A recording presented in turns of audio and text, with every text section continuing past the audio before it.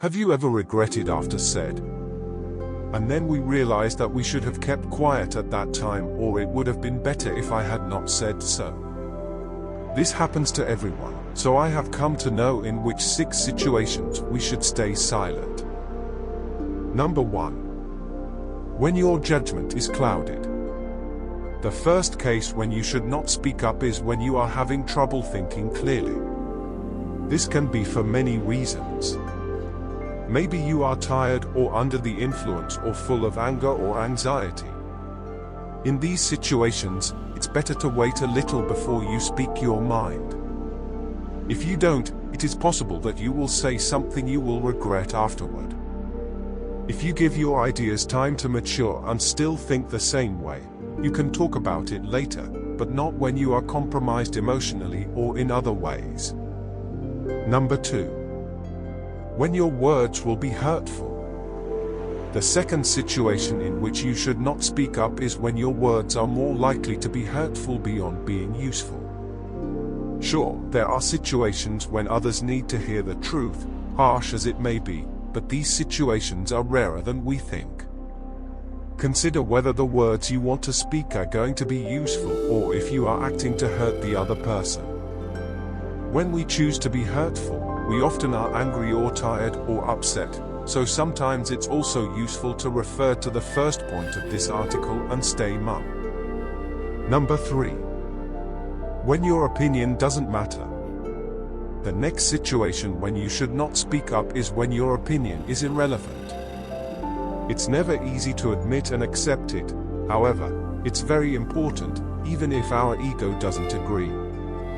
When you don't know enough about a situation or other people are experts, or when your opinion has no impact on others, it's often better to stay silent, just because it's the wisest thing to do. Silence is the best answer to someone who doesn't value your words. Number 4. When you don't have enough evidence. Sure, in some situations we are free to speculate and speak up even if we don't have evidence. However, this is not always true.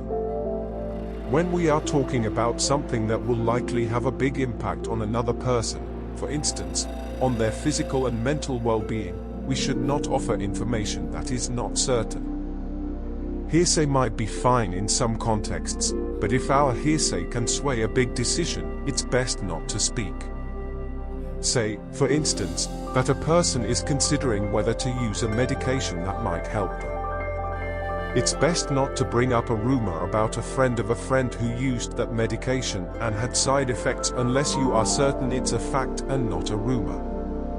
Number 5. When asked not to speak. If recognizing that your opinion is not relevant is hard for the ego, being asked to stay silent is even harder. You might be asked to take a backseat in some situations, for instance, in some work contexts or in other circumstances, and that can make us want to speak up. However, it's best to restrain that impulse and instead reflect. Why are we being asked to stay silent? Listening and learning can also be good in these situations. Number 6. When you don't have anything to say. Just because you feel you ought to add something doesn't mean you should. Instead, you might support what someone else has said. It can feel awkward saying that you don't have something to add, but it is usually better than speaking for the sake of speaking. Allow yourself to admit when there is nothing to add. Be careful with your words. Once they are said, they can be only forgiven, not forgotten.